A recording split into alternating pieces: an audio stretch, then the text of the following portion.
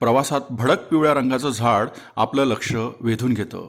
या आकर्षक झाडाला मराठीत बहावा, हिंदीत अमलताश, संस्कृतमध्ये कर्णिकार आणि इंग्लिशमध्ये लॅबर्नम म्हणतात. वैज्ञानिक नाव कॅशिया फिस्टुला असे आहे.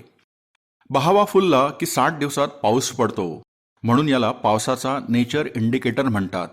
अर्थात आजकाल पावसाचं काहीच खरं नसतं. हा भाग निराळा. बहाव्याला शॉवर ऑफ फॉरेस्ट म्हणतात. तसेच गोल्डन रेन हे पण सुंदर नाव आहे.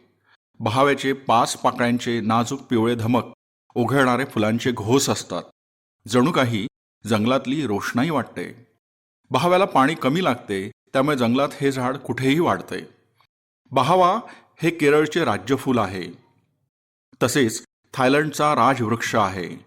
थायलंडमध्ये बहाव्याचा महोत्सव असतो. पूर्वी बहावा फुलांनी घरे, मंदिरे सजविली जायची.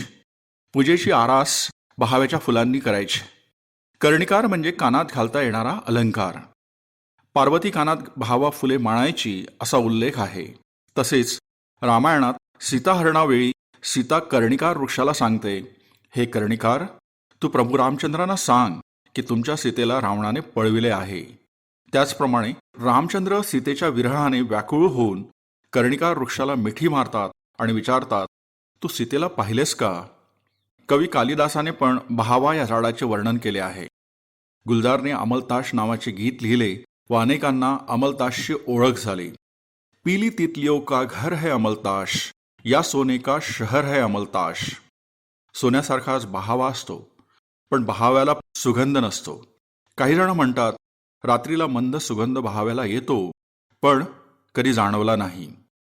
बहावात पहावा दुपारी, उन्हाळ्यात बहर सुखावून जातो. श्रावण कोमल सोन उन्हाचा, तुझ्या तनूवर झुला, तू हसलीस की हळकुंडाने अर्ध्या मी पिवळा.